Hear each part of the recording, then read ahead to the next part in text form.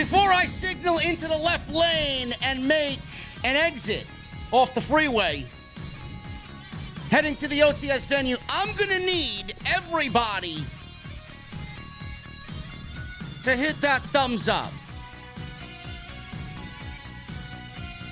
If you knew JD was right about War Games on July 30th when I predicted it, I'm going to need you to hit that thumbs up. I need 1,000 likes minimum.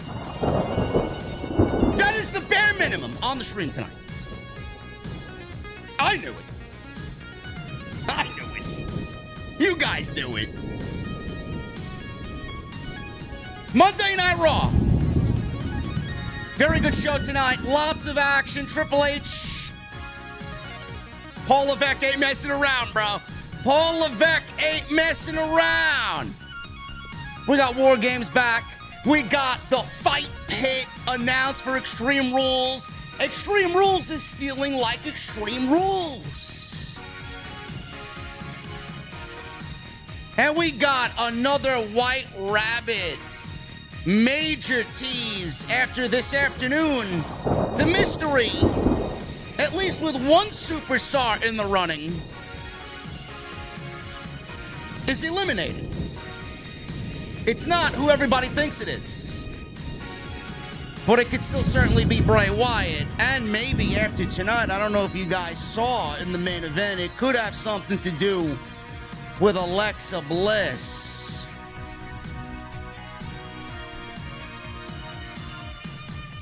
No, Sean Ross Sapp did not predict War Games. Blow me. Not really, but you guys know my figure of speech. Anyway, my beverage is cold. I'm going to the venue where the news breaks before it goes behind a paywall. What the fuck are you guys drinking? I'll see you over there.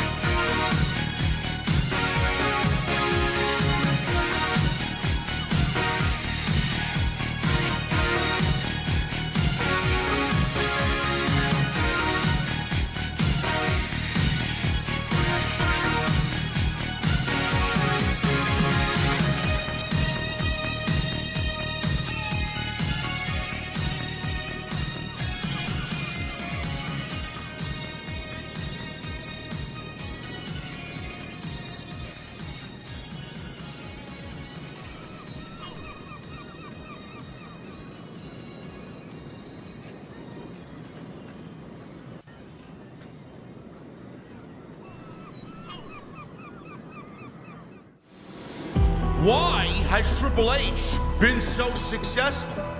Why is Triple H running WWE better than Vince McMahon and Bruce Pritchard on Monday and Friday night? Long-term booking.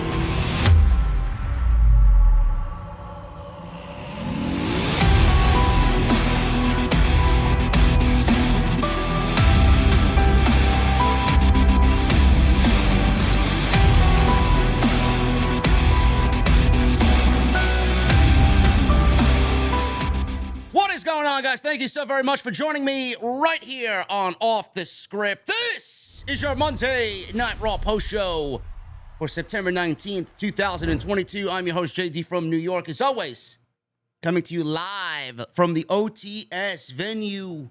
The Beer Garden has another 2 weeks left to go, ladies and gentlemen, and it's closed for this season. I'm your host, JD from New York, as always, right here on Off the Script. Thank you guys so very much for joining me on your Monday evenings, wherever you may be.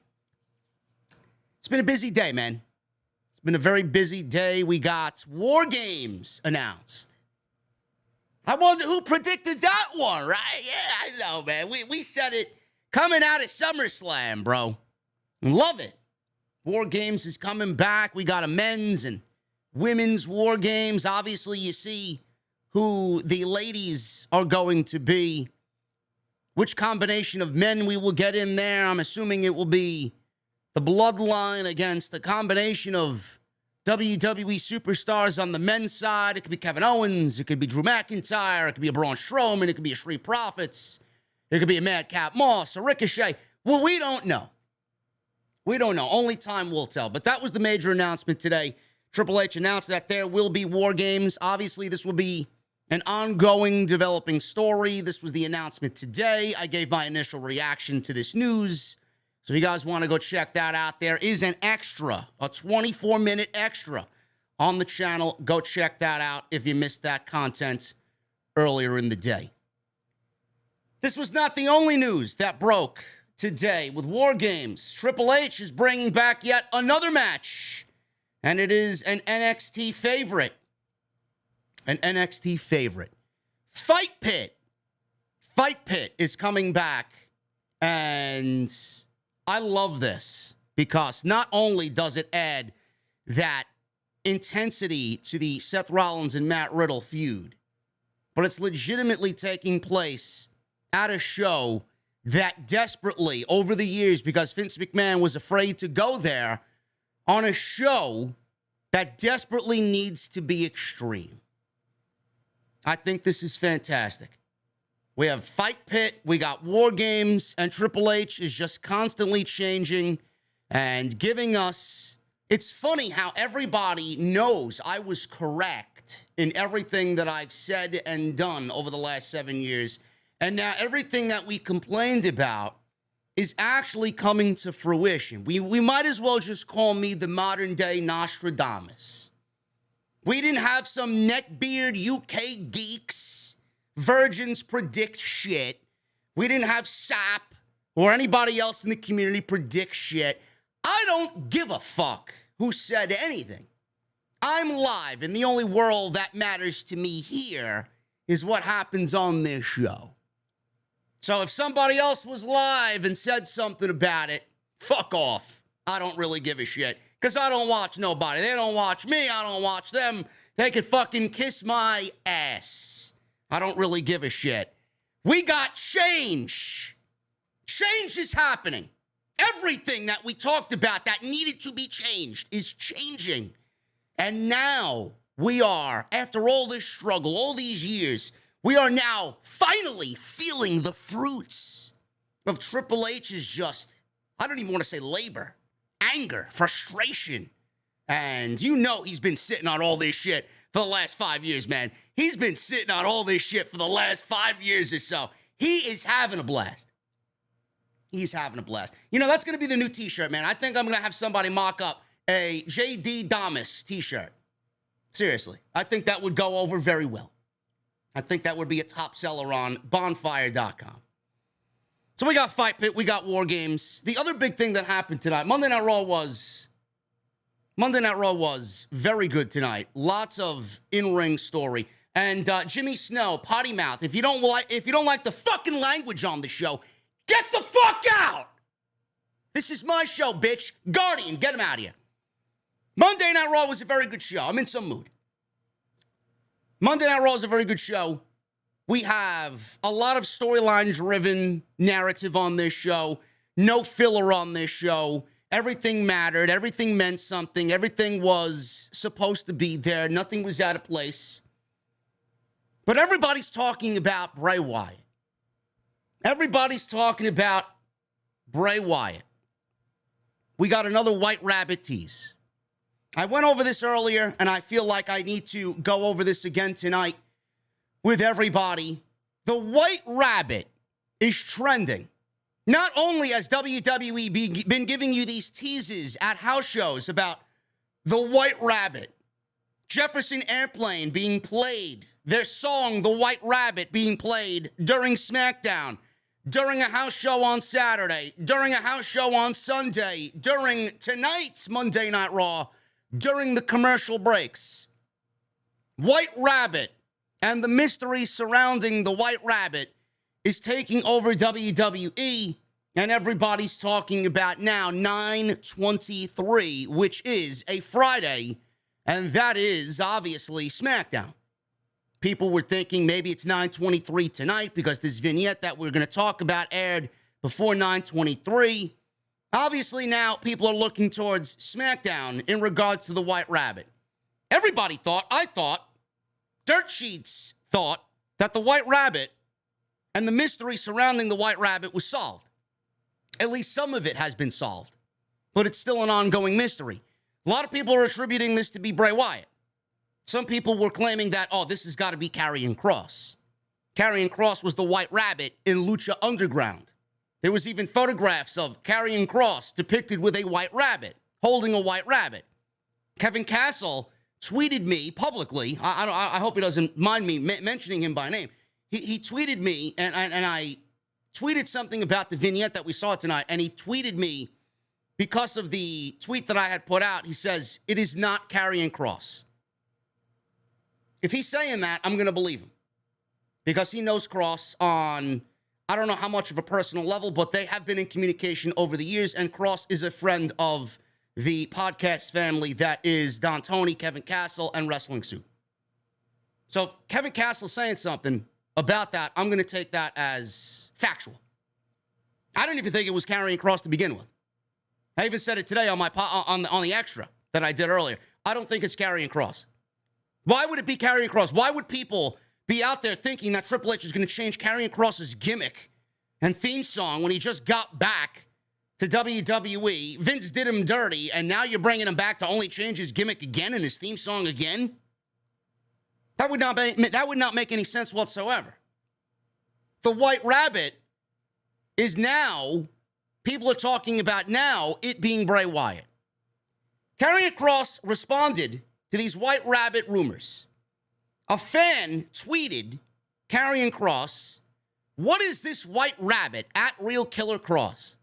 I've seen people talk about this as of late. Feel like I'm missing something here. LOL. Kross responded, flattered to be remembered for that. Keep watching. Assume nothing. In another tweet, Kross responded to a fan who was happy that he killed the Bray Wyatt rumors. Kross tweeted, call me a killer, guilty as charged. However, I wouldn't look to me as a suspect for any of this. I'm an innocent killer. People are reaching for answers and have no idea what to grasp for. Keep watching and have fun. That's what I'm doing, says Karrion Kross on Twitter. It all started tonight with this mysterious QR code, WWE and their QR codes. Yes, it is Adam Rose's bunny rabbit. That's who it's going to be. No, it's not. WWE and their QR codes. They've done QR codes in the past. They've done QR codes for Zoe Stark on NXT. They did QR codes to trick you into something and then it not be anything, leading to WWE Shop and some discounts on merchandise. They love their QR codes. They even had somebody walk on screen tonight in the crowd with a fucking QR code poster. They love their QR codes. And this time, the White Rabbit mystery continues via the QR code that you saw tonight on Monday Night Raw. Shortly after a commercial break on Raw, during a backstage segment with Austin Theory. I don't know if he has anything to do with this, but Austin Theory, I don't think has anything to do with this. A QR code could be seen in the background, and if you scan the code, then it takes you to a video on WWE.com featuring a White Rabbit. In this video, it's about 45 seconds long, there is a bunny rabbit, and they're playing Hangman. And it asks to spell out the word to the answer, or I guess fill out the answer to the question. Who killed the world was the question. The letters fill in to you did. The answer was you did. Who killed the world? You did. And then a come with me message appeared on the screen with a bunny rabbit hopping around And then we see a 9.23 and then a 9.23 in blue and white letters flash up on the screen. This seems to imply that it may happen on SmackDown. But then I have questions as to what's going on. What's going on SmackDown and why SmackDown in Utah, Salt Lake City. Now, I don't think WWE would be foolish enough to debut Bray Wyatt on a random episode of SmackDown in Salt Lake City. That doesn't really bode well for the debut of the character. Yeah, we're going to debut him on SmackDown. It could happen, but I think debuting somebody like Bray Wyatt, I'm thinking grander scale, I'm thinking bigger, I'm thinking pay-per-view, I'm thinking Extreme Rules, or I'm thinking Saudi, or I'm thinking Survivor Series in Boston. I don't know. If there's one thing we know about Triple H is not going to reveal all his cards at the poker table in one shot. He's going to let you fucking sweat a little bit. He's going to make it as unpredictable as possible. He's going to ask you, do you want it? Great, I'm going to continue teasing. He's going to blue ball you to death. That's what Triple H does. And it ends up working. That's what he wants. He wants your interest. He wants your attention. He wants people talking about the product. And when people are now attributing this to Bray Wyatt, one of the most popular superstars of the modern era, somebody that everybody wants to see return to the company to do right and for justice to be brought to him after the last administration fucked him over, this is a winning combination. Now, SmackDown, I don't know. I'm not going to sit here and tell you, oh yeah, Bray Wyatt's going to debut on SmackDown. This may lead to another clue. This may lead to another vignette, another QR code. I don't see him debuting on SmackDown. So that was the vignette there, the QR code that we saw during the middle of the show. Then we get to the main event. And I don't know how many people saw this during the main event. You might have been bored because she's terrible. Main event of Bayley and Alexa Bliss. Tonight, Alexa Bliss and Bayley had some words back and forth and then ended up in the main event together in a one-on-one match. Monday Night Raw saw Bayley rip on Bliss for being a shell of her former self. All of this mattered when we got to the main event. Bayley beat Bliss during the main event. And during the match, the announcers kept pointing out that Bliss was not putting everything she had into the match. The idea was to get across to the fans at home that she's lost a step. I don't need the announcers to tell me Alexa Bliss has lost a step. Alexa Bliss never had any steps. She never had any steps to begin with. She since dropped the supernatural gimmick when WWE kind of revamped her character in the beginning of the year. They still have her coming out with that ridiculous doll. And she's now, I would say, emo. She's got this emo theme song. She's very cringe. She's not interesting. She's not as entertaining as she was when she was a heel. So Bliss has been floundering on Raw. She's in the middle of this feud with Bayley and Damage Control. She's mixing it up with Asuka and Bianca Belair as a babyface. That's all they have for her. There really isn't any substance for her. She's just there by default because there is nobody else. If there was anybody else, I'm sure we could all come up with a suitable replacement for Alexa fucking Bliss. But during the main event, the lights went out during the main event, just briefly. You might have missed it. I don't know if you guys caught that. The lights went out during the main event. Some are taking that to factor into the White Rabbit mystery, and that is something that was very synonymous with Bray Wyatt, and people are now speculating that this is indeed leading to Bray Wyatt returning and aligning himself with something to do with Alexa Bliss, maybe tying up loose ends to that story. WWE basically killed the entire Fiend character, gave it to Alexa, gave her supernatural powers that they didn't know what to do with, while they fired Bray Wyatt. So Alexa Bliss, with the lights going out during the show, we could see this now develop into a story where she once again aligns herself, or at least has something to do with the returning Bray Wyatt in some way, shape, or form, at least to tie up the loose ends as far as her involvement with what was going on when they were paired together on television. So we got the QR code. We got the song The White Rabbit by Jefferson Airplane playing in the arenas all week. And now we got the lights going out during Alexa Bliss's match with Bayley. Some believe these teases are related to Karrion Kross. I don't think they're related to Karrion Kross at all. I am putting my name to this. I think it's Bray Wyatt. I'm sure you guys think it's Bray Wyatt as well. It could be somebody else, and we're all fucking taken for a fool. Could end up being Dominic Dijakovic. We don't fucking know. Could end up being T-Bar. We don't know. Or another returning superstar that WWE has in mind that isn't Bray Wyatt. I don't know. But the lettering, Come With Me, the White Rabbit, the Hangman, the evil music in the background that was playing during this 45-second vignette that we saw after we scanned the QR code, the lights going out. These are all things that have happened and are synonymous with Bray Wyatt. I don't know. I don't know what's going on. But it's very interesting, and this is why we watch. It's going to get people talking. I'm sure there's some investigative geeks out there that are dissecting this and fucking slow playing it and watching this in instant slow motion and all this shit on Reddit. They'll have it uncovered by the end of the evening, I'm sure. No life, no touching of grass virgins out there will probably have this decoded by the time the sun comes up in the morning. But I'm excited about it. I'm excited about it. Or maybe it's Vince McMahon returning. I don't know. Maybe it's Vince McMahon returning to the WWE. Who killed the world? You did, Vince McMahon says. I don't know. I'm going with Bray Wyatt, and it's going to be a very, very interesting season with WWE, man. Going into Extreme Rules, going into Crown Jewel, going into Survivor Series. There's a lot of excitement around the WWE product. Extreme Rules is finally feeling like Extreme Rules after all these years of these gimmick pay-per-views. It's finally feeling like Extreme Rules. It's got some substance to it. Extreme Rules is looking very good on paper. I'm excited. I am excited about what's coming to WWE. And we're going to go over Monday Night Raw. We're going to go over everything that happened on tonight's show. And I appreciate you guys being here. It's going to be a good time.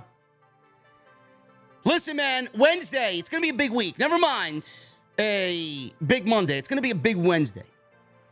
I will be holding a VIP, OTS VIP meetup on Wednesday, 3 p.m. Grand Slam is happening on Wednesday. It's going to be a major night. New world champion will be crowned for AEW. And I will be doing a meet and greet at the Wood Lot in Woodside, New York, on Woodside Avenue, the Wood Lot. Come on out. It's going to be great. There's going to be a catered OTS menu for everybody that's going to join us during the meetup. There's going to be some cold beverages. There's going to be beer, whiskey, non-alcoholic beverages for people that are underage. It's going to be great. So come on out. There's going to be merchandise to be sold. There's going to be OTS mugs. There's going to be t-shirts. There's going to be pictures with the OTS title belt. It's going to be awesome, man. So come on out. I'll be there at 3 p.m.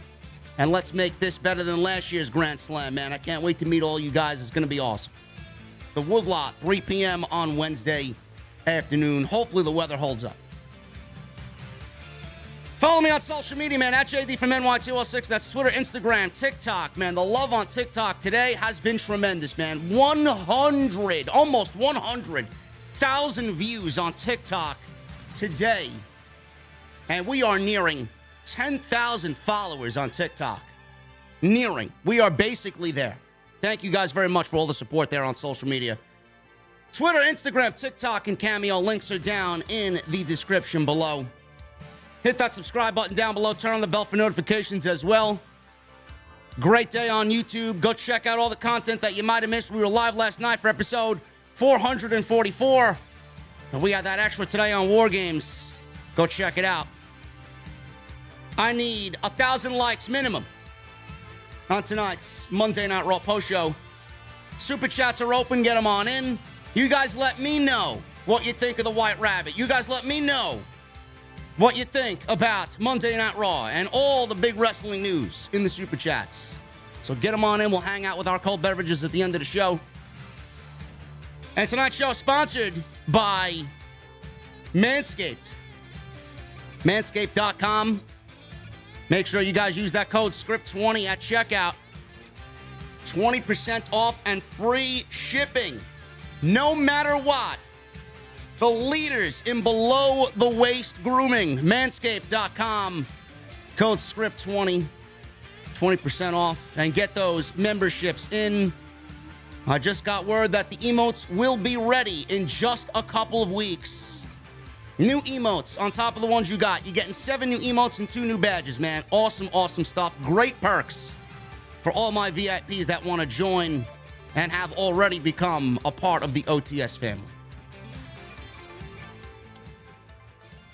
I was very confused about why Triple H opened the show with Bobby Lashley and Seth Rollins and closed the show with Bayley and Alexa Bliss. I would have absolutely reversed these 2 matches. Now, I get he loves women's wrestling, but let's be real. Bayley and Alexa Bliss in a nothing match with nothing on the line do not deserve to be main eventing over Seth Rollins and Bobby Lashley with the United States Championship. The championship that you have decided is the championship right now on Monday Night Raw due to circumstances beyond our control with Roman Reigns. It should have been in the main event. And I don't really approve of that. That's probably the one biggest negative to the show, if you're asking me. JD, what didn't you like about the show? That's probably the one thing I'd point at. And that the United States title did not close the show tonight. Bayley and Alexa Bliss in a nothing match should have absolutely opened the show. They really didn't do anything in that match that would warrant a main event. So we opened the show with the United States Championship. And this is Bobby Lashley defending the U.S. title against Seth Rollins. They gave them 20 minutes in the open of Monday Night Raw, and this was very good.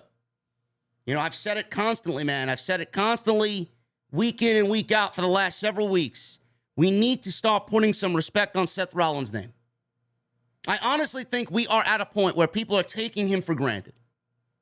A lot of people know he's good, but a lot of people aren't really paying attention to how good Seth Rollins is operating right now. He is operating at the highest of levels for what he's done as a WWE superstar. I really think Seth Rollins needs to get what he deserves on Monday night.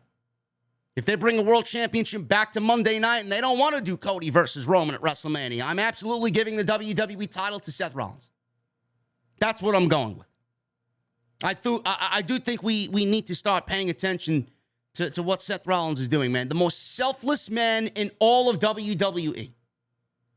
He has helped put over Riddle. He has helped put over Cody. He's done everything to help others, while a lot of people like me are claiming he deserves his flowers. When is that going to happen? I pitched an idea or 3 with Roman Reigns. You know, I don't want Roman Reigns to lose, but I also don't want, at least till WrestleMania, but I also don't want him to hold the WWE title hostage. Why don't we put the WWE title on the line in the Royal Rumble and just take that WWE title away from Roman Reigns, put it on the line in the Royal Rumble, and have Seth Rollins win the Royal Rumble? I think that would be fantastic. Imagine the WWE title on the line in the Royal Rumble, and we get Seth Rollins and Cody Rhodes entering that Royal Rumble at number 1 and number 2. And they are the last 2 men in that Royal Rumble, and they're fighting over the WWE title as the 2 last members of that Royal Rumble. Can you imagine how epic that would be? That would be fantastic. With Rollins winning, and then Cody goes into the Elimination Chamber, hell-bent on getting Rollins and revenge on Rollins. Rollins could eliminate Cody in some fuckery at the Royal Rumble, right?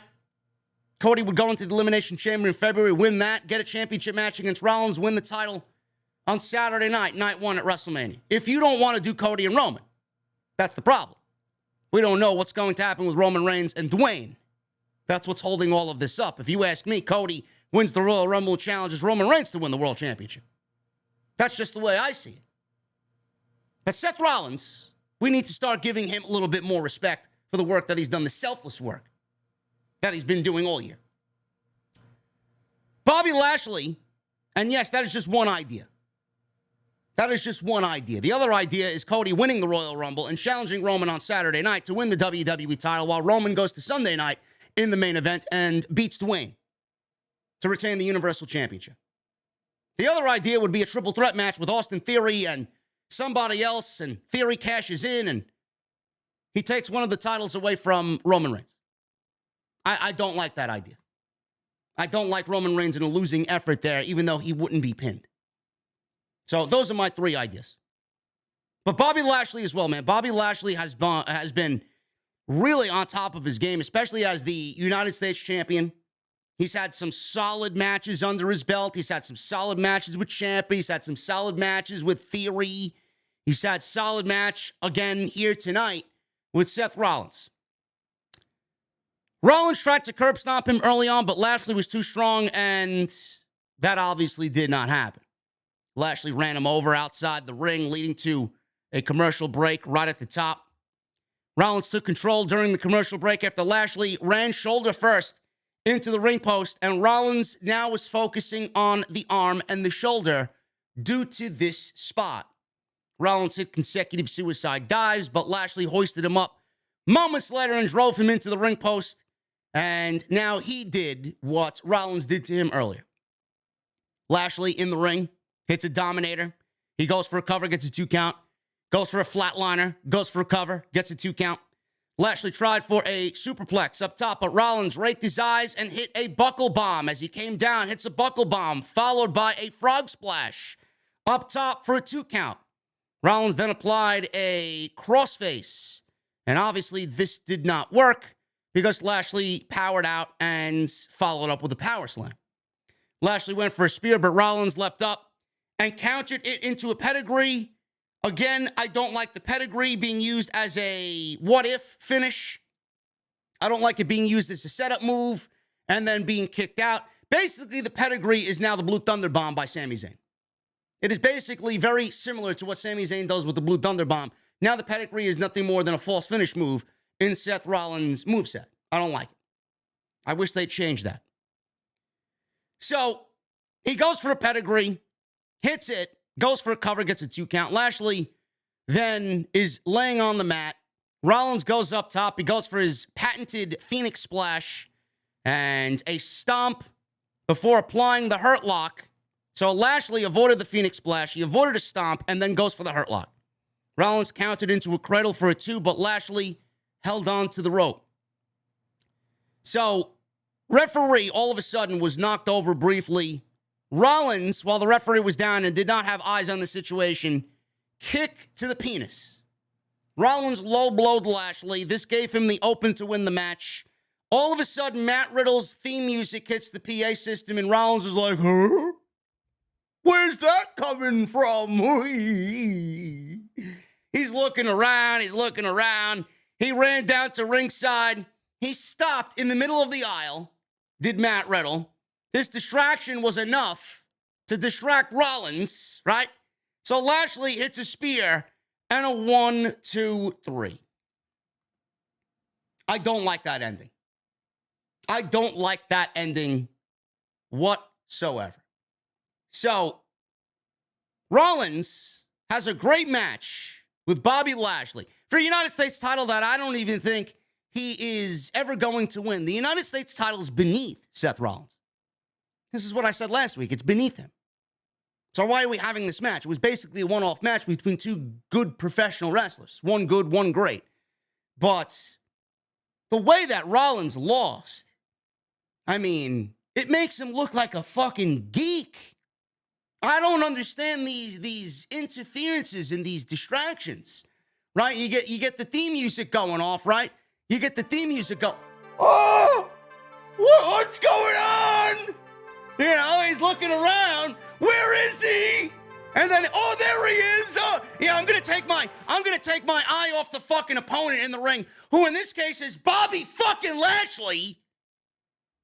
Turn around, you eat a spear, 1, 2, 3, and that's it because you're fucking. Oh, is that Matt Riddle? Fucking ridiculous, man. Dumb. This is not even dumb babyface syndrome. This is idiotic heel syndrome for Seth Rollins, man. I don't like that. I don't like that whatsoever. Could have did that a lot better. A lot better. So, Rollins is distracted by Riddle. Good match. Bobby Lashley continuing his string of good matches. Rollins has been excellent. Crowd was into it. Crowd loved the ending because Matt Riddle popped the crowd, but it did not make Seth Rollins look good whatsoever. Damage control. A lot of people are finding damage control very boring. I'm not in that camp yet, but damage control really needs to get serious. We need some character development here for damage control, man. Io Shirai seems like she's a fish out of water out there. She's got basically no character or charisma with this crowd. The crowd is not really taking to her like I expected. And Dakota Kai, I don't know what it is with the crowds. They're not taking to her either. Bayley is good enough because she is great at what she does to really keep this group afloat. But I'm hearing a lot of indifference right now. Not only on TV with the crowds there live, but in the community with damage control. I don't know what you guys feel about damage control. I feel like the honeymoon phase with damage control is over. And I honestly think we need to start flipping the switch now. We need to start getting serious. If damage control is going to be inside a War Games match, which looks to be the case, they need to start getting serious. There needs to be a situation where the intensity is a lot bigger than it is. The more serious they are, I think the better they'll be. And I don't know if Bayley wins the title or not. I feel like everything will be all right when they get in that War Games. I think people will look at them a little bit different, and it will be exciting, and it will take the group to the next level. But right now, they're really not feeling, like a huge threat. It's just very there. I don't know how else to put it. It's just there. It's not good. It's not bad. It's just there. And we need to do something to remedy that. I don't know. So damage control is out there. And with Survivor Series now featuring War Games, I think that this is going to be the perfect opportunity to get all of these ladies that are battling on Monday Night Raw inside of War Games. Now, who do we put in there? Obviously, it's going to be Bayley, Io, and Dakota, right? And then on the babyface side, we got Bianca, and we got Alexa, and we got, depending on what she's going through with this character change, she may end up breaking up from all of these ladies and just going on her own, and she may actually be the bane of their existence. She may be the reason why they lose the match. Bayley, Io, and Dakota versus Bianca, Alexa, and Asuka. Now, clearly, War Games is either 4-on-4 or 5-on-5. So what do we do here? I posed the question to you guys earlier. I even did a YouTube short, and I posed the question. How would you book War Games? We'll talk about the men a little bit later. How would you book War Games? With the ladies, we got these 6 ladies. Obviously, War Games is 4-on-4 or 5-on-5. Right now, we're looking at 3-on-3. We got to add either 1 to each team or 2 to each team. So what do? We saw Raquel Rodriguez, right, on SmackDown and Shotzi Blackheart on SmackDown. They kind of formed an alliance there to take out, or at least continue their feud with Damage Control. So it looks like they may be on the babyface side of things. But that leaves 2 open spots for Damage Control. So what does Bayley go out and do? Who does Bayley get if it's going to be a 5-on-5 affair at War Games? There's 2 groups of women that I could see tie into this. One, it could be Sasha Banks and Naomi, which I do end up thinking it will be. Because the tie there with Bayley and Sasha, I mean, it's just common sense. You want these 2 women out there as far as the first ever women's War Games match on the main roster. Clearly, you're going to have Bayley and Sasha, who are the leaders of the Revolution, and Triple H knows that, in that first ever match on the main roster for the ladies. That's why I predicted Sasha and Naomi. But JD, they'd be heel. So what? So what? Do you want Sasha Banks back as a babyface? I know I don't. I know I don't want them back as a babyface. What they did was a heel move. They walked out of the fucking company. They're upset. They don't like management. Management begged them to come back. They got a gripe with management. So clearly, Bayley is running the show now with Damage Control, and then Sasha Banks and Naomi are joining Damage Control to run the fucking show. Why not? I don't want Sasha back as a babyface at all. She's good, but she's better as a heel. And Naomi, I think she's got a lot to offer as a heel as well. Nobody wants to see a babyface. We'd be going right back to where they were before they left. Time to change shit up. So that's the 5-on-5 that I'm pitching. But the other two ladies that would fit very well in a War Game setting, I don't know if they're going to have anything to do with these ladies or not, but you could do Ronda Rousey and Shayna Baszler joining forces with Damage Control to take on Bianca, Asuka, Alexa, Raquel, and Shotzi. But I think Sasha Banks and Naomi fit better than Ronda and Shayna Baszler do. So we'll see what happens there. But that's the one I'm pitching. And that's what I see happening with War Games. So they're out there celebrating their big title win from last week. They had balloons and streamers. Bayley said she is the fans' Bay Area hero. She said they are there to celebrate. Bayley told them to show some respect for the champions because it doesn't seem like the Sharks can get it done for us. Bayley then thanked Dakota and Io for believing in her vision. Kai said they needed each other. They said it's time for the former champs to go home. All of a sudden, Bianca Belair's theme music hit, and she interrupts this celebration of Damage Control. So she's out there with Alexa Bliss and Asuka. Belair said that they weren't planning to interrupt their celebration, but then they had to run their mouths and disrespect them. Now we'll have to teach you some respect. Bayley asked that they have no patience. She said the division spiraled out of control without them because Belair is too impulsive. She said she needs to see the bigger picture. She reiterated that next time they wrestle, it'll be on her clock. Bayley told Asuka and Bliss they don't look like they fit the picture anymore since Belair has plenty of accessories otherwise. Bliss then fired back. Bayley said she thought Lily was the only one who bit. Bayley said she is a shell of the former Alexa Bliss that I used to know. Bliss says she'd like to torment her some more, even though you say that. You versus me, she said tonight. Bliss said Lily does bite, but I also bite back too. Bayley, Kai, and Sky left the ring. Bayley tried to sneak back in, but she was knocked to the floor quickly by Alexa Bliss. And this is where the segment came to an end. I don't know what's going on, man. Like I said, it's just there. I don't know what it is. Something seems to be missing from Damage Control. I don't know if it's coming from Bayley and we're not seeing it. I don't know if it's coming from Io or Dakota. I don't know. I'm going to pinpoint Bayley here because she's the leader of the group, and the group should be a lot further along and a lot more over than they are with her leading the group because her heel work was tremendous before she went out with injury.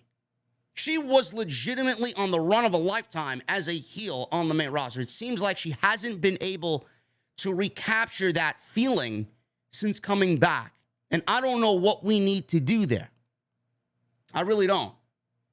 I don't want to sit here and tell you that Bayley is kind of half-assing the heel shtick. I don't want to say that just yet. But I don't believe Bayley feels that she believes in what she's saying. Otherwise, it would be coming off a lot different. I even seen it from Alexa Bliss tonight, man. It almost felt like Alexa Bliss half-assed her way to a promo tonight. It's almost as if she didn't want to be there. Now, that may be by design. I don't know. There looks to be a character change at some point happening with Alexa Bliss, and maybe that's what she's been told to do. You got to go out there and kind of not be yourself. So I don't want to zing Alexa Bliss on that, but something is definitely coming out of Damage Control that just isn't resonating with the fans.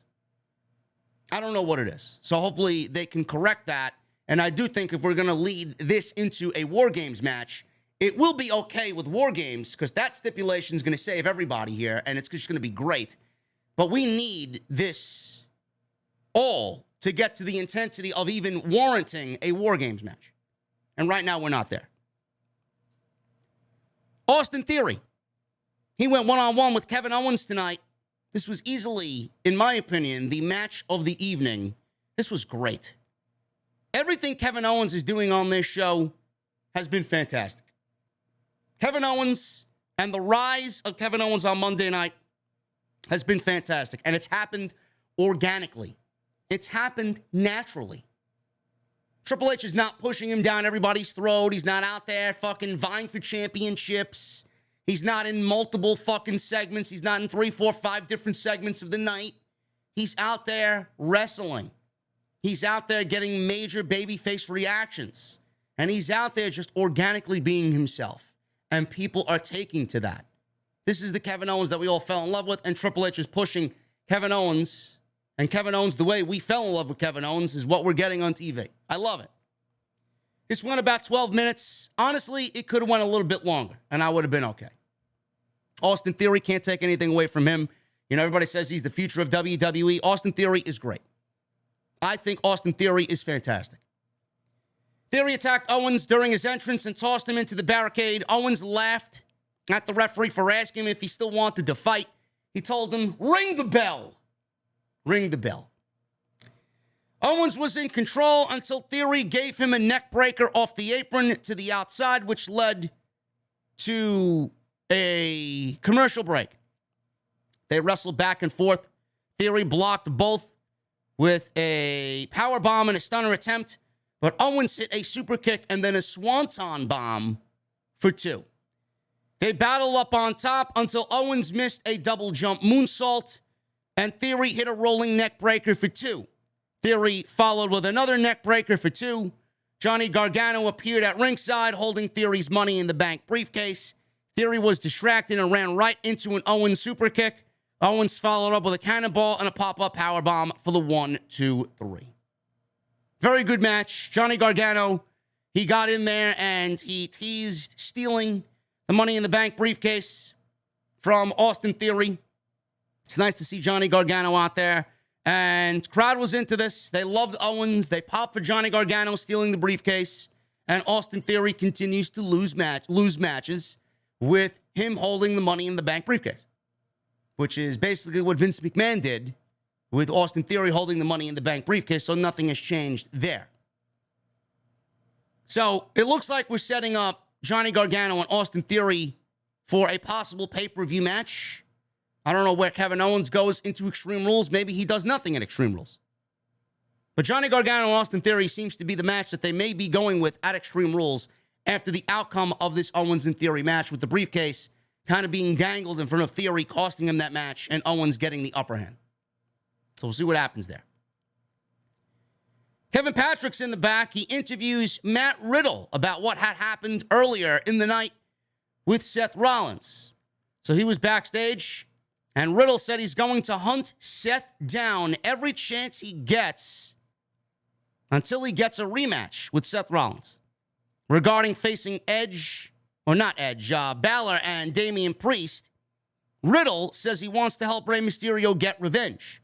He said, Priest and Balor used to be cool kids, but now they dress up like goth kids on South Park. He said Rey helped him last week, so he's going to help Rey out this week against Damian Priest and Finn Balor. We got another highlight of the Roman Reigns and Logan Paul contract signing press conference in Las Vegas. Don't really care to talk about that anymore. I just am too tired to even care anymore. I don't care. We got the Brawling Brutes. They're on SmackDown. Ridge Holland and Butch. So Butch is out there, and he's dressed like Bruiserweight Pete Dunne. And Ridge Holland is out there without Sheamus. Ready? I don't know. You know, I'm gonna miss doing the Let Me At Him, you know?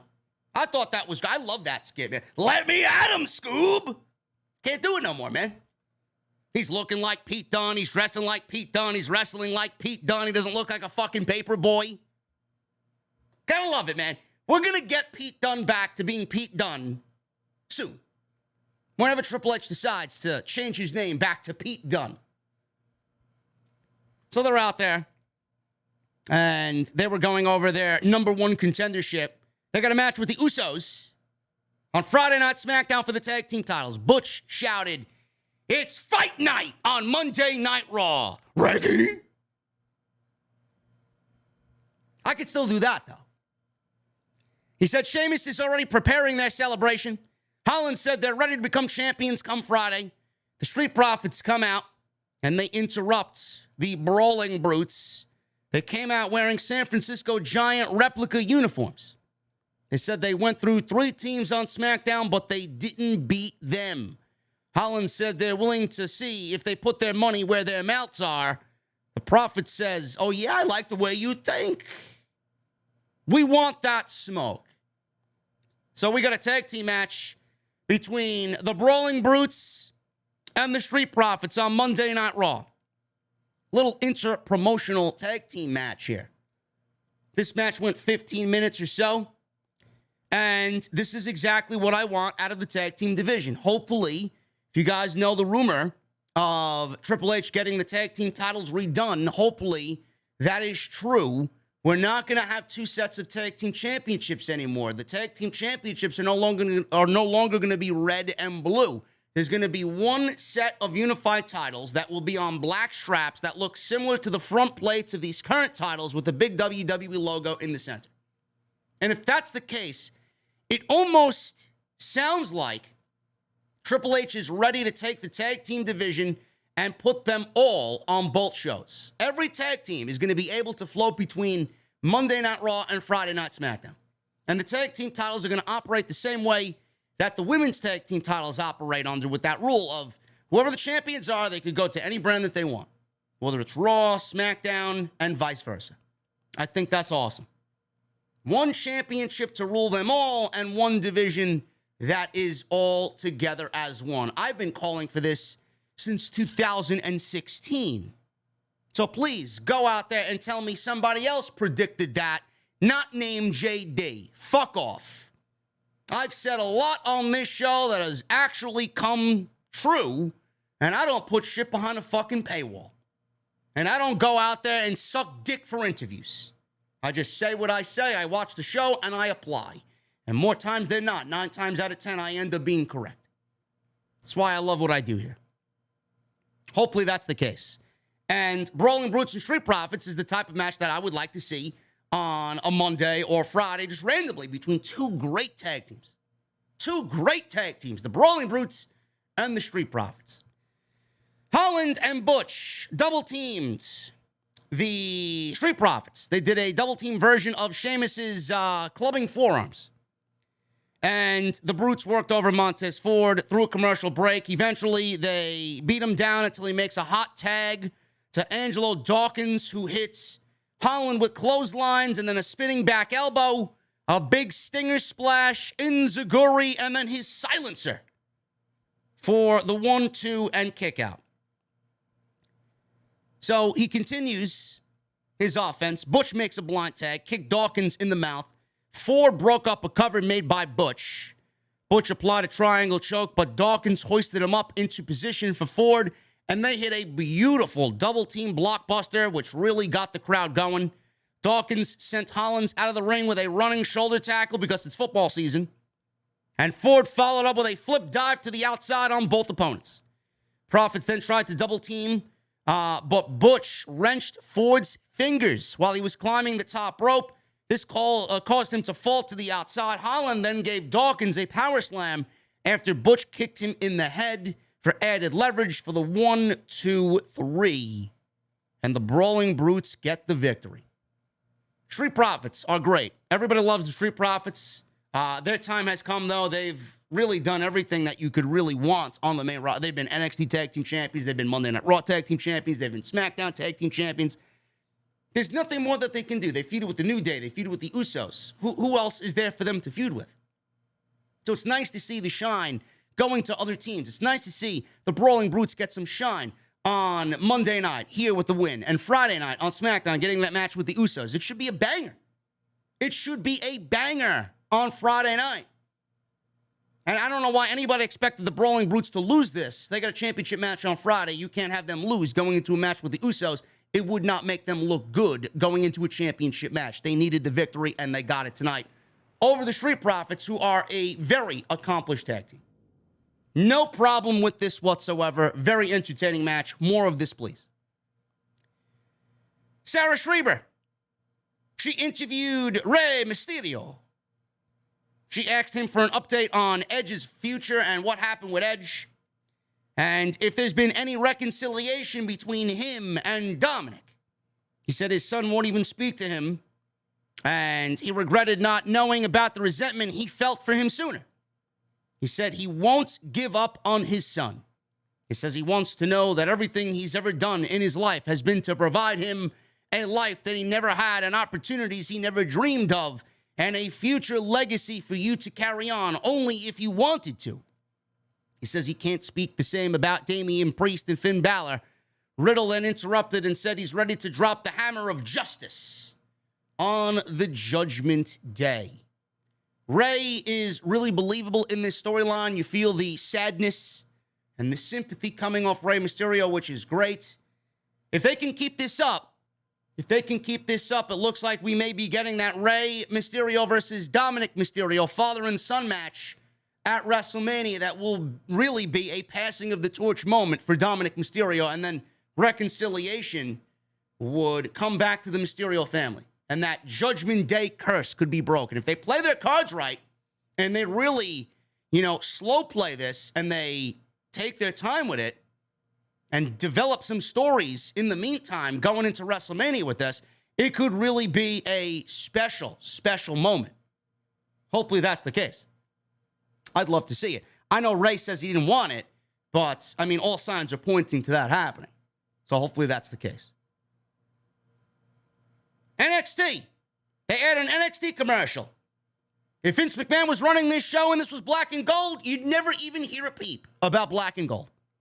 They used the new black and gold or black and white with, or white and gold with black trim logo, whatever the fuck it is. Everybody thinks it's the black and gold. We'll talk about it tomorrow night. And we got one more taped show before we get this new revamp of this new era 2.5 of NXT. So NXT love on Monday Night Raw. You love to see it. Chad Gable and Otis. They stopped Johnny wrestling in the back. Johnny Gargano. Gable says he cost their friend Theory the match out there with Kevin Owens. He says he's new around here, so he'd like to give him a lesson. He said he made the biggest mistake of his young career. He says, when you mess with the... Now, we all know that's not true. The biggest mistake of Johnny Gargano's career was messing with Psycho Killer, Tommaso Ciampa. Not Chad Gable, and not Otis, and not Alpha Academy. You're messing with the Alpha Academy when you mess with Theory. KO walked up to both Otis and Gable to stand next to Gargano. KO said, Gargano had his back out there. So he's there for him this week now against Alpha Academy. Gable says they should have a 2-on-2 match with even odds next week. KO says he loved beating the hell out of Gable in his home country, and next week they'll be back in Canada, in Edmonton, his hometown. He agreed to the match. When Gable began saying yes, Gargano shushed him. Gargano was the one doing the shushing to Chad Gable. You love to see it. This is going to be a great match next week. Great match next week, and I love the pairing of Gargano and Owens, man. Just brings you back to the old days, man. Brings you back to the NXT feel, brings you back to the indie feel, right? Now, I know there'll be a lot of people, look at this overweight slob and this vanilla midget. This is Triple H. This is Triple H's vision of the main roster. You love to see it. I love it. It's great. Gargano and Kevin Owens are awesome. Shush, please. That's what I have to say to those geeks. Judgment Day. They made their way out to the ring. By the way, we have less than a month before the new Alter Bridge record, Pawns and Kings. And I love every song that they've released so far. My favorite being Sin After Sin so far. Title track is awesome. But Sin After Sin, man, it's just something about that song.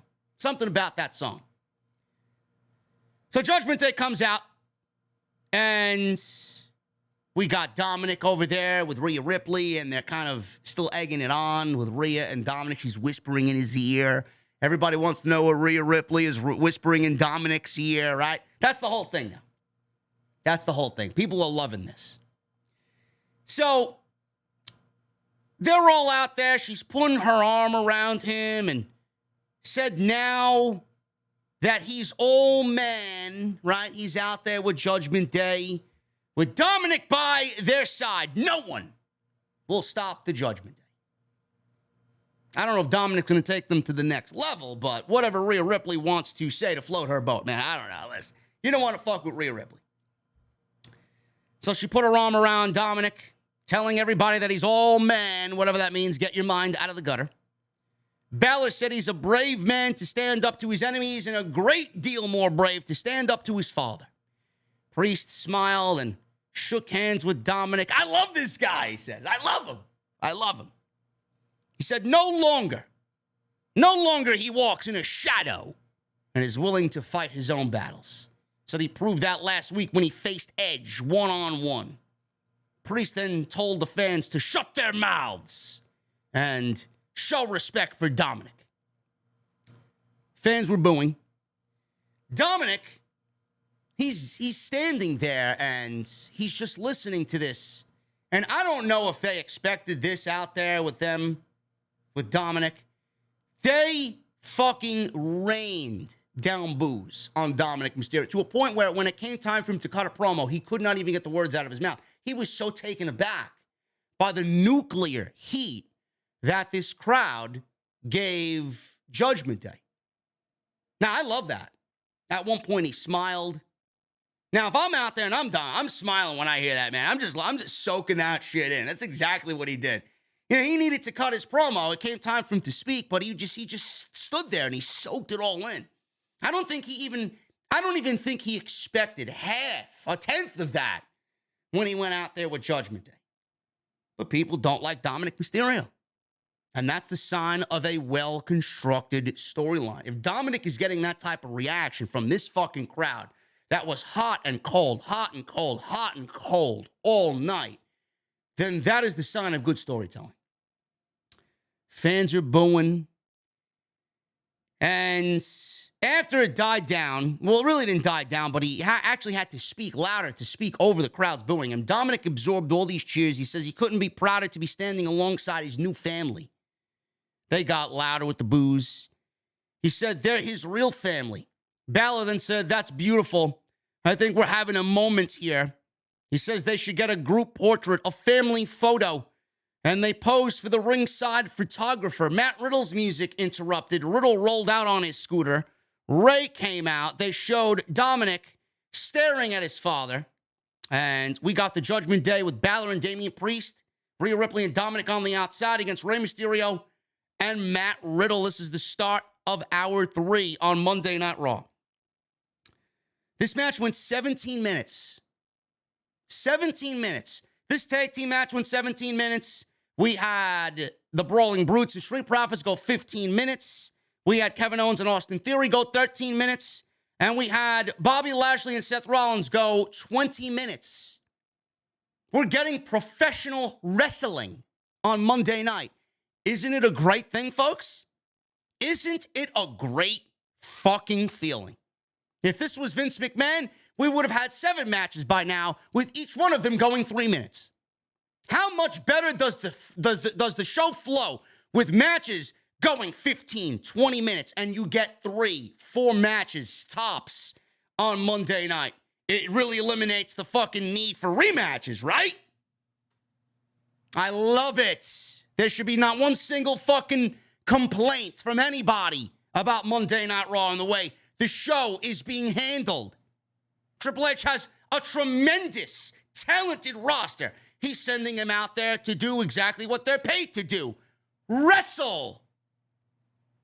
It's not rocket science, folks. It's not that difficult to figure out. Makes you wonder what the fuck they were doing 2 months ago. 17 minutes this match went. So Ray got the brunt of the offense here. Judgment Day beat him down. Judgment Day beat him down. So they worked over Ray. Riddle made a tag. His comeback was cut off. Priest took him out with a choke slam on the ring apron. Ripley gave Riddle a back suplex outside the ring behind the referee's back. Riddle eventually gave Priest a bro to sleep. And Ray made the hot tag back in. Ray hit Balor with a low dropkick, seated senton, springboard crossbody, all of Ray's signature offense. Priest saved Balor from a 619. So Riddle hit him with a punt kick and took him out with a beautiful-looking dive on the outside that thrusted Priest into the announce desk. Ray gave Balor a 619, went to the top as Rhea Ripley distracted the referee. Rollins, all of a sudden, comes out to repay Matt Riddle for the interference in his match against Bobby Lashley. Look at the nice, easy, logical booking here. Riddle came out to cost Rollins, and now Rollins is out there to cost Riddle. Great. Rollins attacked Riddle.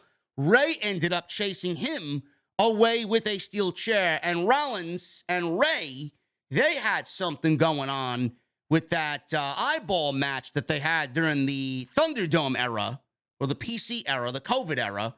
Remember that eyeball match where they extracted Ray's eyeball? Ridiculous. So they got a little bit of a history there. So I like this. Dominic then stared at Ray. This was great. Dominic's on the outside after he chases Seth Rollins away. Dominic is on the outside. He sees his father with the steel chair begging him, please, please hit me, basically leaving himself open. And Ray is contemplating and thinking and mulling it over. He doesn't do it. He doesn't do it. He gets back into the ring. He walked right into a sling blade by Balor. Priest gave Ray a chokeslam, and Balor finished him off with a coup de grace for the 1, 2, 3. Excellent stuff. Excellent stuff here by everybody involved. I loved it. I loved it. And that little shot of Ray, you know, wanting to do it, right, to teach his son a lesson, but just couldn't bring himself to fucking hit his own son with, Dominic, hit me, hit me, hit me, you know? I love it. I think it's great. This is awesome stuff. It's going to be interesting to see what Triple H does with them going into Survivor Series. It's going to be very interesting to see what goes on here with Survivor Series. A lot of people are like, oh, why don't you put Rollins on the team against the Bloodline? No. Why would you do that? You're lining yourself up here with Survivor Series, and it's clearly going to be Edge and Rey Mysterio with Matt Riddle and maybe somebody else, maybe Beth Phoenix involved, right? And we get Finn Balor, Damian Priest, Dominic Mysterio, and Rhea Ripley. So we're going to get that as a Survivor Series match, I believe, or something along those lines. Maybe Rollins involved. Maybe we get Balor, Priest, Dominic, and Rollins, right? Versus Edge and Rey Mysterio, Matt Riddle, and then maybe somebody else. Who else would fit into that? I don't know. We got to find a fourth for maybe Bobby Lashley. I don't know. Maybe Bobby Lashley. Maybe Bobby Lashley comes out and he is the fourth partner for Edge and Rey Mysterio against the Judgment Day. I think that would be great. That would get Rollins and Riddle on the Survivor Series card. It would continue their feud, and we can get this big blow-off at Survivor Series because, you know, if you're going to do the women's War Games match and the men's War Games match, a lot of the attention is going to be focused on that. You're going to have to tie up the other... AJ Styles. I'm sorry, AJ Styles, yes. AJ Styles. So we got Edge, Rey Mysterio, Matt Riddle, and AJ Styles versus Seth Rollins and Judgment Day. There you go, Survivor Series. Survivor Series. Bobby Lashley or AJ Styles, one of the other. It could be either one of them, but AJ Styles, yes, does fit. Absolutely. There you go. We just booked Survivor Series. We just booked another Survivor Series match. I love it. This is awesome, man. This takes me back to when I was in love with the Survivor Series to begin with. Look at all the feuds going on right now. And then Survivor Series comes along, you put them all in an elimination match, and there you go. There you go. I love it. Banger. Absolute banger of a match. Love it. We got Rollins and Riddle in a big pull-apart brawl that happened after this match in the back, in the locker room. And we get Riddle yelling, I want you at Extreme Rules. Fight Pit. Rollins said, yeah, whatever. Sure. Anytime, any place. Extreme Rules, Fight Pit. Seth said he's on, and he's a dead man. So we're getting a Fight Pit. We had a couple of Fight Pit matches in NXT. One of them, the better one, I believe there was two of them, if I'm not mistaken. Somebody correct me on that. There were two Fight Pit matches. The first one that we saw was Matt Riddle versus Timothy Thatcher, I believe it was. And I thought that was fantastic stuff. That was tremendous stuff. And it was bloody. It got bloody. So we could definitely see something along those lines happen here. And it definitely ties into it being extreme with the Extreme Rules pay-per-view. This is going to be great. Extreme Rules is really looking like a thumbs-up show just on paper. Miz TV. Miz TV, he wanted Dexter Lumis as his guest on Miz TV. So Miz and Ciampa, they were in the ring for Miz TV, and Miz said Dexter crossed the line when he stepped foot in his home.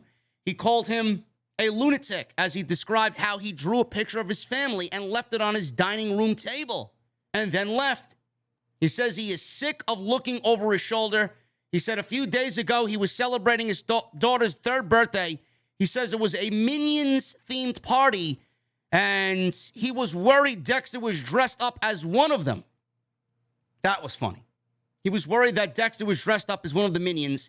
He said he punched one of them just to be safe, and the kids were screaming, "You hurt Stewart, the Minion." Miz asked, why me? A lot of people are asking, what did Dexter do to me? I'm asking, why me? Never mind that. Why are you targeting me? Why? So fans are chanting, tiny balls, tiny balls. He called Dexter to the ring to explain himself, man-to-man, face-to-face. All of a sudden, the camera catches a knife searing through the ring mat as The Miz is cutting a promo.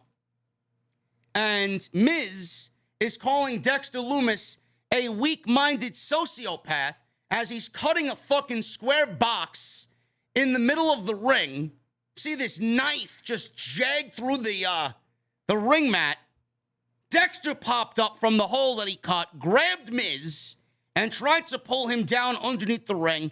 Ciampa ended up saving him and hit Dexter Lumis with a microphone. Then he goes back down into the hole. He's like one of them fucking, those gophers that you hit at the goddamn fucking arcade.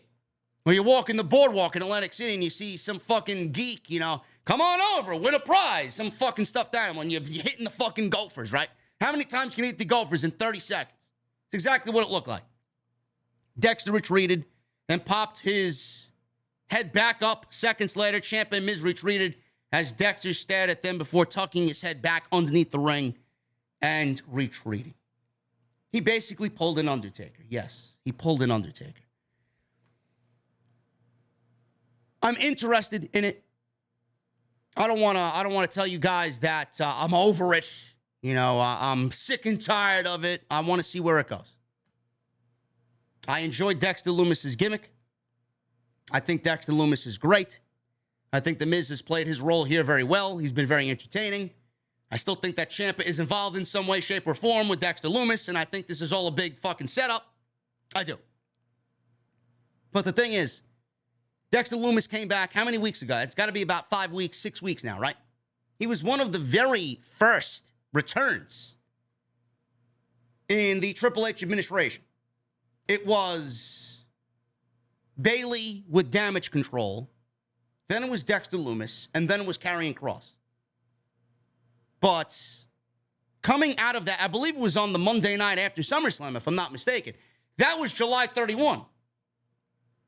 That was July 31. It is now September 20th, September 19th. And we're still going on asking ourselves, well, why Miz? What did Dexter Lumis do to The Miz?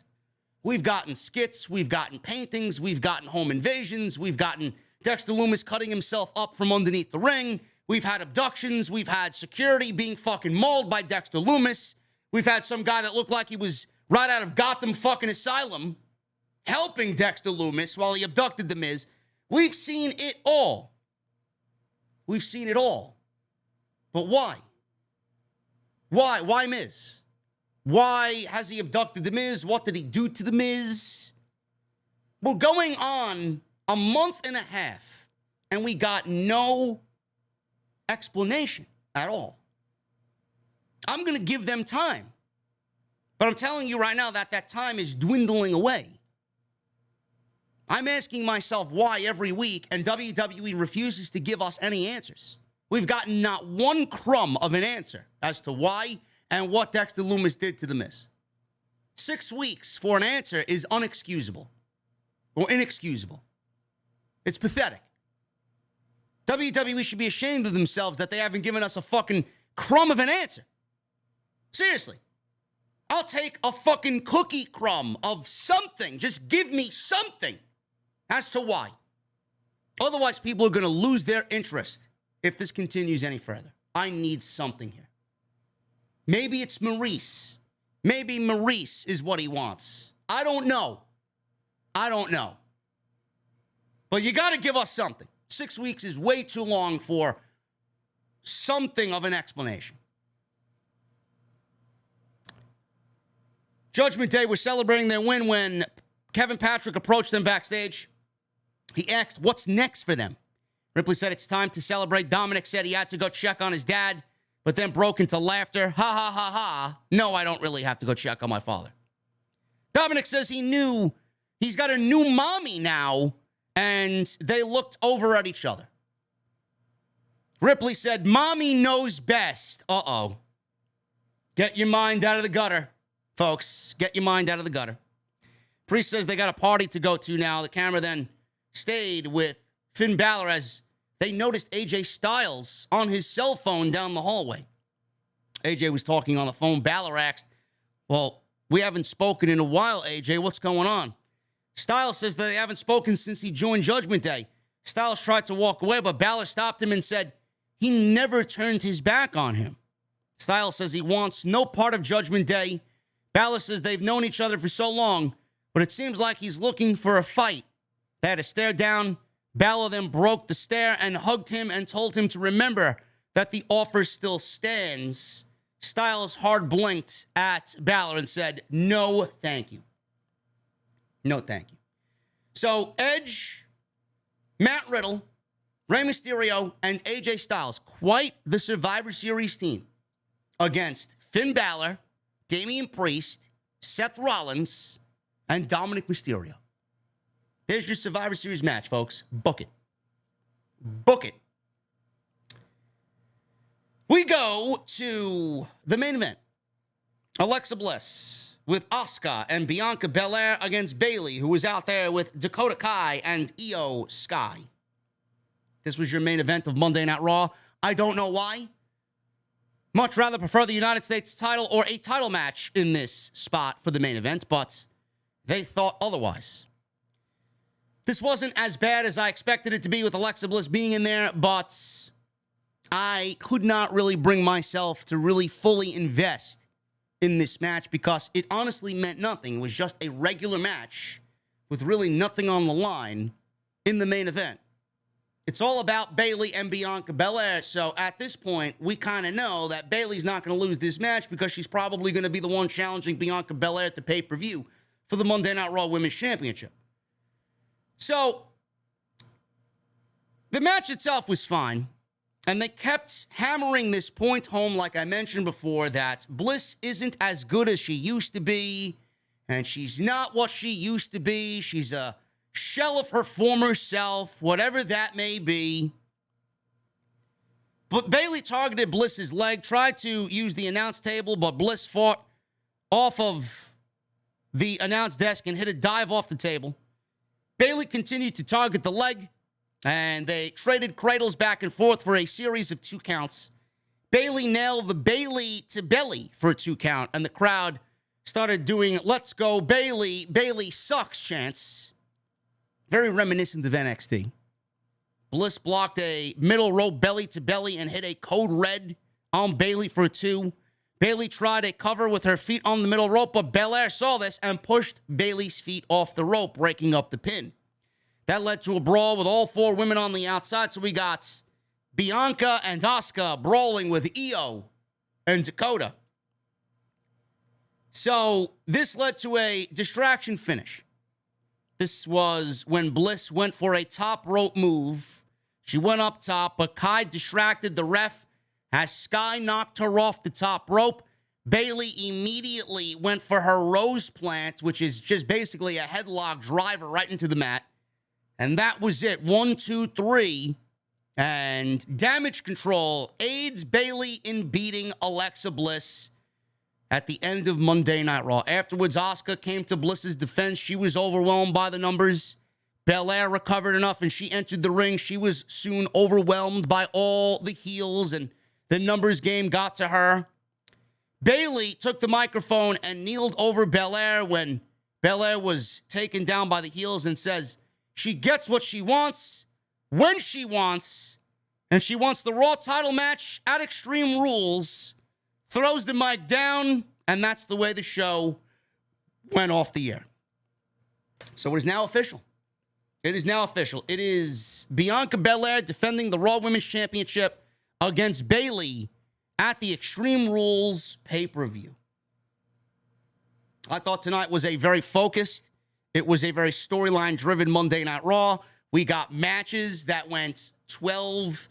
I think the one match that went the least amount of time was Owens and Theory. That went about 12, 13 minutes. We got 20 minutes, 12 minutes, 15 minutes, 17 minutes. The main event went 15 minutes. We got 5 matches tonight on a 3-hour show. Look at how the show flowed. 5 matches with pro wrestling, promos in between, segments in between. We got a great Miz TV segment with Dexter Lumis coming up through the ring, cutting the ring open like he's the fucking Undertaker. This was a very focused Monday Night Raw. We could see where Triple H is going with Extreme Rules. We could see where Triple H is going early on with Survivor Series. Very focused Monday Night Raw, man. I was very pleased with what I saw tonight. Very pleased. And WWE, man, heating up. We got the Bray Wyatt tease. We got a potential for other, people coming on in. There was a report over the weekend that Triple H is not done bringing people back. Wyatt is not going to be the end of it. We could see the return of Tegan Knox. We could see the return of Jonah, Bronson Reed. We could see Kairi Sane coming back, which could also factor into the War Games. We could see Kairi Sane brought back, and she entered War Games, right? We could see Tegan Knox being paired with Dakota Kai. It could be a situation where it's not Ronda or Shayna or Sasha Banks or Naomi. It could be Kairi Sane, and she forms her alliance with Asuka again. And we can see Tegan Knox join the Damage Control group. Just throwing that out there. That could also be a situation as well where Triple H is thinking ahead and we haven't seen these pieces to the puzzle yet. How great would that be to see Kairi Sane back and we see the Sky Pirates, whatever the fuck they were called, the Kabuki Warriors, right? Asuka and Kairi Sane on the same team going into War Games with Bianca Belair and Alexa Bliss versus Damage Control. Bayley, Dakota Kai, Io Sky, and then Tegan Knox. Sounds like a great fucking time to me. Candice LeRae's another one. We could see Candice LeRae in Damage Control. She would be perfect for Damage Control. Never mind Tegan Knox. Candice LeRae would be perfect for Damage Control, man. That would be awesome. That would be great.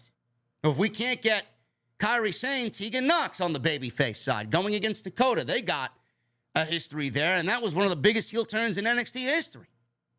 With Dakota Kai taking on Tegan Knox out of War Games.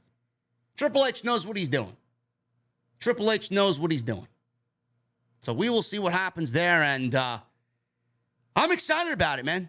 I really am excited about what WWE's got up their sleeve and what Triple H has got up his sleeve.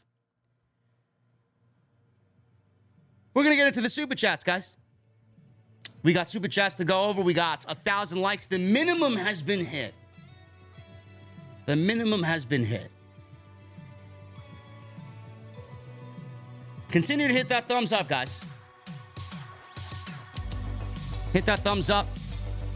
Hit that subscribe button if you're new around here. Obviously, if you stayed this long, you enjoyed what I brought to the table. And what I'm bringing to the table tonight in the form of my sponsor is Manscaped. The NFL is back, man. I'm not a fan of the NFL. I don't watch football.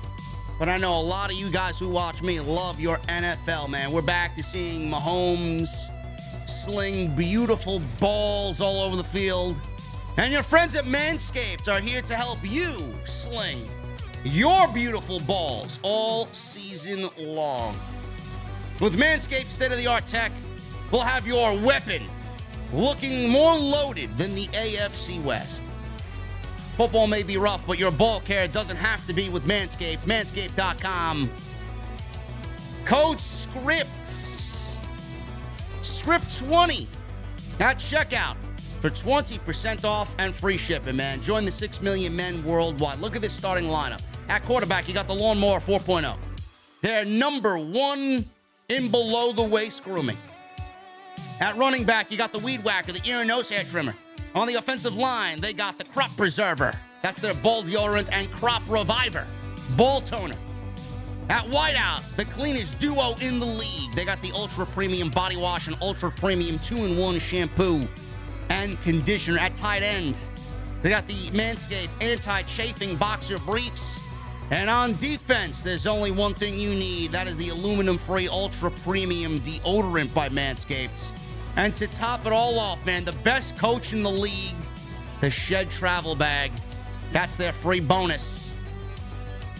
You guys can get all this, man, and have your all-star team ready for you whenever you need. This has got Super Bowl written all over it. Don't take my word for it. Manscaped got 6 million men worldwide who use their product, and you guys can use it as well. Code SCRIPT20 at checkout. Manscaped.com, code SCRIPT20, 20% off, free shipping. And I want to thank Manscaped for sponsoring the show tonight, man, right here on Off the Script. As always, a great friend and a great sponsor of the show. Let's get into the Super Chats, guys. Let's start at the top. Blaze. $4.99. What is Rhea Ripley whispering in Dominic's ear? Put the lotions in the baskets. Now, she's not as bad as Von Wagner. Maybe she's whispering, JD's meet and greet, VIP meetup at the Woodlot, 3 p.m. on Wednesday afternoon before AEW Dynamite. Be there and buy him an old fashioned. Seriously. Thank you, Blaze. $2 super chat by Joseph Taylor. Top 3 Family Guy episodes you like. I don't know, man. That's I'm gonna have to get back to you on that one, man. I'm gonna have to get back to you on that one. Vincent O'Connell, $5 super chat. JD, you are the GOAT. Joseph, anything between I would say season 3, season 4, up until about season 7, season 8 is top-notch shit. Vincent O'Connell, JD, you are the GOAT. What if White Rabbit was for someone else? A tie-dye wearing guitar player who is getting a new gimmick. Elias. No. Dude, if it's Elias, if it is Elias, everybody may boycott WWE. They'll never take anything serious again. Tony Brown with a $4.99 super chat. Bayley got back. Yes, she does. Bayley is beautiful. Tyler with a $4.99 super chat. People are saying White Rabbit is for Dexter or Cross, but I think it's Bray. We will have to keep our eyes open on SmackDown. It's not Karrion Kross. And why would it be for Dexter when Dexter's on the show? This is clearly a tease for something more than a Karrion Kross or a Dexter Loomis. Sidro. Sidro's got jokes tonight. $5 super chat. Baron Corbin, Braun Strowman, and Charlotte Flair are all on a sinking ship. Who would be saved? The fans. I like that one, Sidro. I like that. I'm going to take a sip of my cold beverage for that one.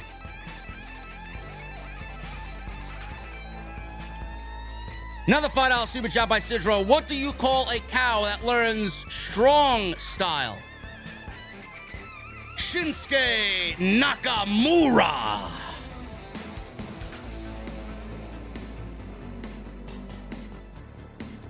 I like that one too.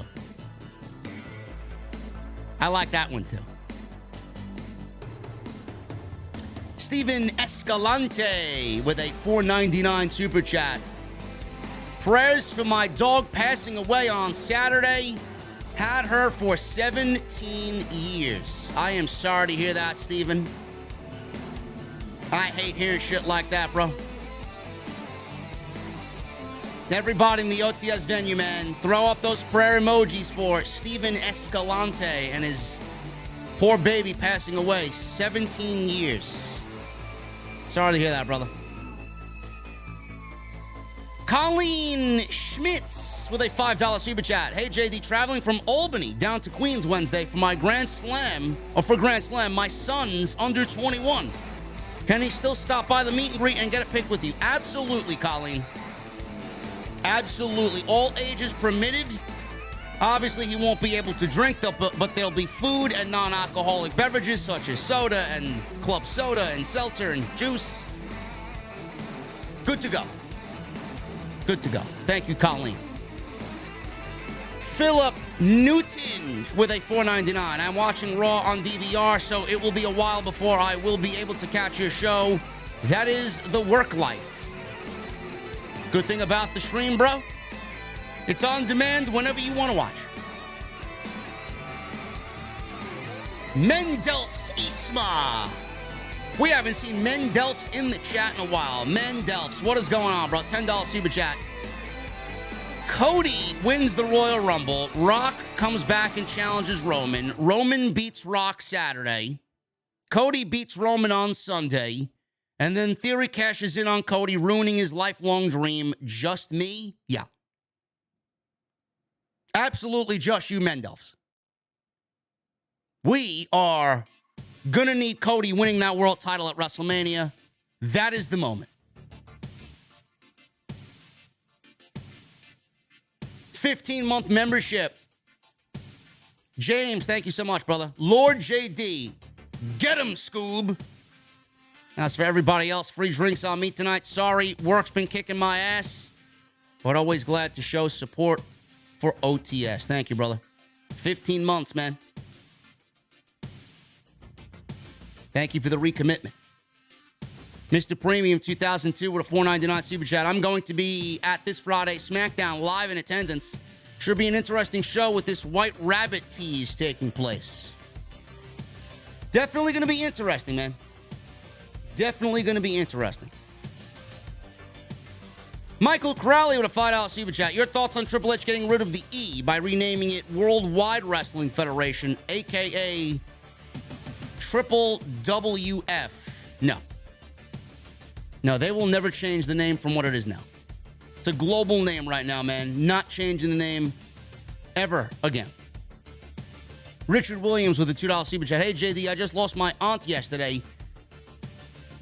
She got shot.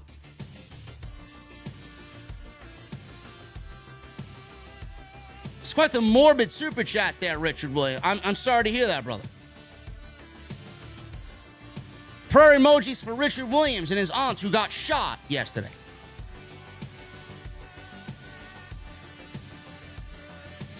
I'm sorry to hear that, brother. MGM Ballin with a $4.99 super chat. Road Dogg got your first name wrong. LOL. Oh, you didn't know?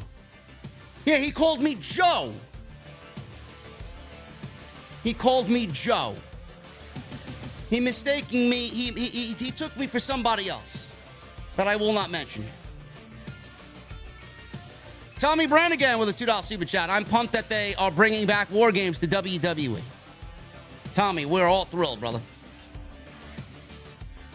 Joseph Taylor with a $5 super chat. Well, with all the Goldberg videos WWE's been posting on Instagram, maybe it's Goldberg because this Friday, it's 25 years of Goldberg's career.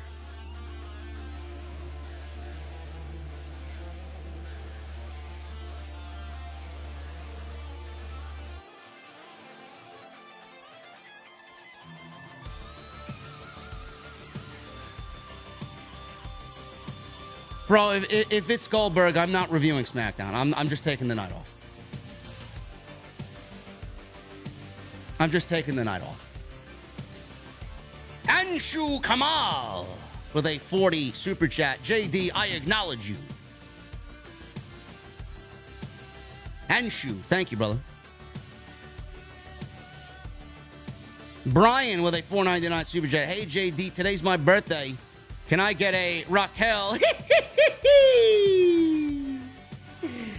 Rodriguez Gonzalez? And finally, let me get a peanut butter whiskey on the rocks. Peanut butter whiskey for Brian and his birthday. Thank you, Brian. Happy birthday, brother. Lewis S. with a $10 super chat. Enjoy the meet and greet. Have a drink on me. Just gotta ask, what the fuck are you drinking, Lewis? I'll probably be drinking an old-fashioned with several different whiskeys. Maybe I'll get some Knob Creek. Maybe I'll get some Bullet. Maybe I'll get some Elijah Craig, or maybe some Woodford Reserve. I don't know, man. It depends on how I'm feeling. It depends on what they offer. But we'll be drinking whiskey, and we'll be drinking some Z-Biotics, so I don't wake up feeling like shit the next day. Gary Gordon with a $5 super chat. Lights out tonight. Technical difficulties. LW, this is 2022. No such thing as technical difficulties in this day and age. Yeah, they did that on purpose, Gary. Also with a $5 super chat, Gary. Saturday night's main event this Saturday in Vancouver, British Columbia. AJ Styles takes on Roman Reigns for the Universal title. Love it.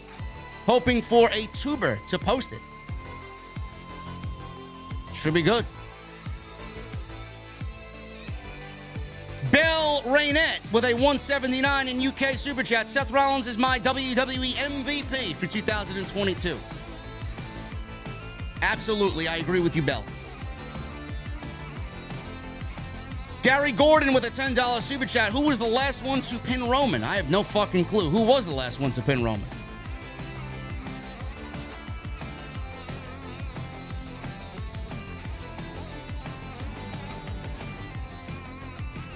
Who was the last one to pin Roman Reigns?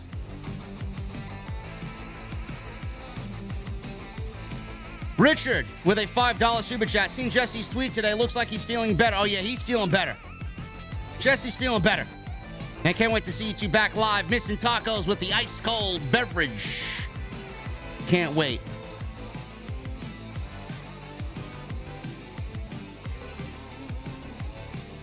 Baron Corbin was the last one to pin.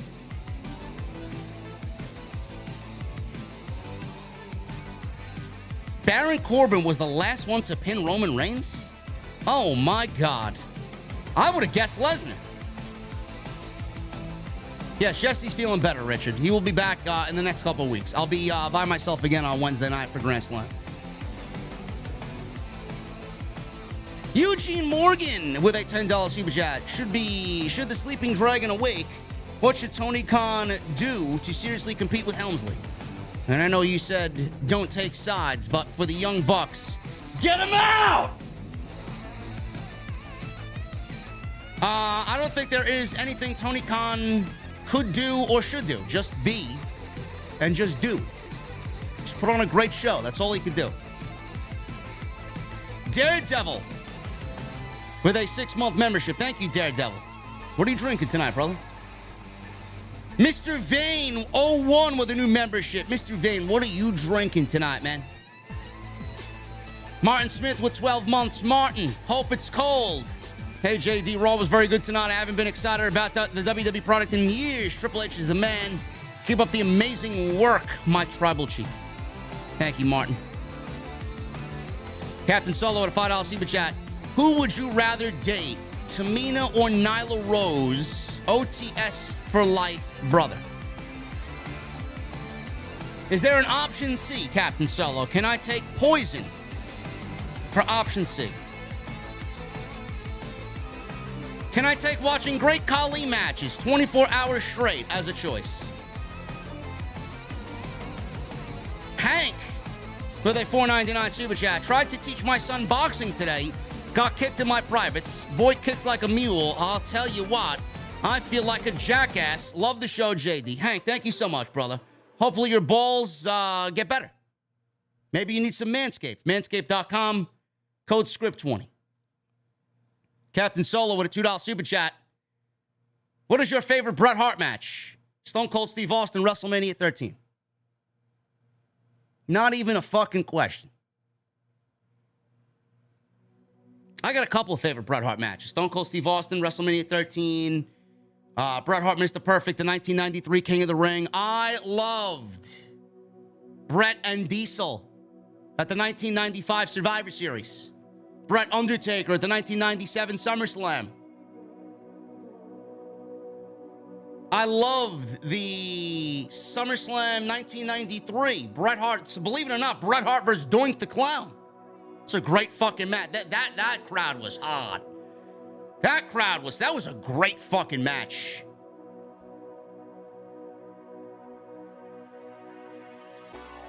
Bret is so good, bro.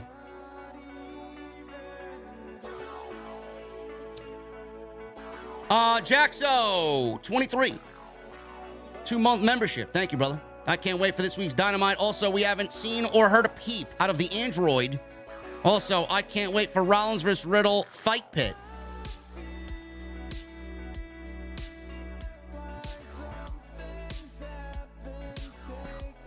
I am waiting for Triple H to give me my new mechanism. I need to go through my antivirus download before I make my debut on SmackDown.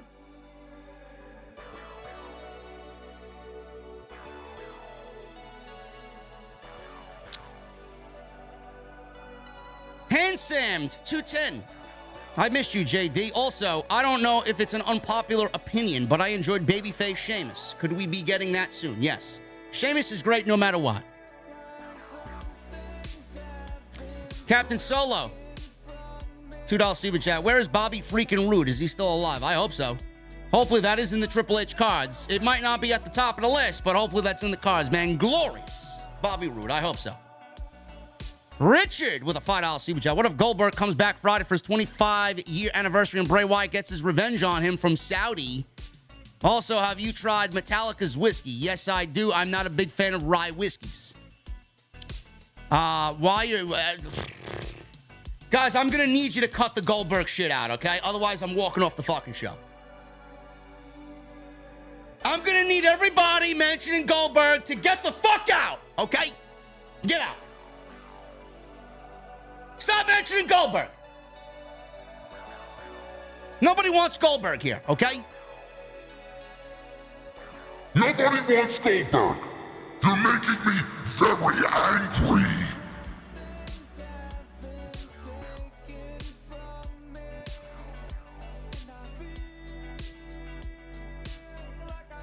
Bad choice with the $1.99 super chat. No message. Why are you shy around here, bro? Bushy Clementine. $10 super chat. Never liked the idea of having a person do a run-in and their music hits. Kind of ruins the immersion for me. And then other characters act all stupid about it. Yeah, it sucks. I hate it. It makes whoever is involved look like a fucking idiot. James with the $5 super chat. After an unsuccessful harvest, why did the farmer decide to try a career in music? Because he had a ton of sick beats. I see James is getting into the comedy scene now. It was a good one, brother. Thank you. I'm not a fan of beats, by the way. B-E-E-T-S. I'm not a fan of beats. Miss Joker. But then Australia might. $2 super chat. JD, much love with heart emojis. I can't wait for Bray Wyatt. Me too, Miss Joker. I miss Bray Wyatt. Bad choice with a $1.99 super chat. Bliss quoted White Rabbit during promo. Thoughts? She's involved. She's involved. Riddick's Classic Arcade with a $5 super chat. If it's Gacy trolling us on his way to the main roster, I may break my TV. Oh, my God. You know, I got to get out of here, man. You guys are bringing Goldberg and Joe Gacy to the list of names. I gotta get the fuck out of here, man. Seriously, I gotta get the fuck out of here. Closing up the venue. I'm getting the fuck out of here. Can't do it. Jack's out 23 with a $10 super chat. OTS for life. Also, I think Extreme Rules and Survivor Series matches will be great. Also, I think Sami Zayn will get kicked out of the Bloodline very soon. I think it will be after Survivor Series. Yes, indeed. I think Sami Zayn should be on the Bloodline Survivor Series team. And ultimately, he decides what he wants to do then. Anyway, guys, we had a great show tonight. I appreciate you guys very much. I thought Raw was very good tonight. Thank you for all the love and support on the channel. Major TikTok day today. 100,000 views. Nearly 10,000 followers on TikTok. Thank you for that. Twitter at JDfromNY206. Twitter and Instagram. Hit that subscribe button down below. Turn on the bell for notifications. Make sure you guys are in the know when I go live and when I upload. Once again, meet and greet. OTS VIP meetup at 3 p.m. on Wednesday in New York City, right before AEW Grand Slam. We're going to be live in New York. The Woodlot, Woodside Avenue. It's about a 12-minute Uber to Grand Slam. 12-minute Uber to Arthur Ashe and about a 7 or 8 train stop to Arthur Ashe. You're right within distance. Go check out today's content. Talk about War Games. Give my immediate thoughts on that. Go check out last night's podcast live stream on the channel. And remember to hit that thumbs up, guys. I'm getting out of here. I'm going to continue hating the Modern Warfare 2 beta. It sucks. I need those guitar emojis in the chat. My VIPs, I need those Mustang emojis in the chat. And I need that fucking music on max. Thank you guys for a great night. I'll see you tomorrow night live for NXT right here on Off the Script. I'll see you guys later.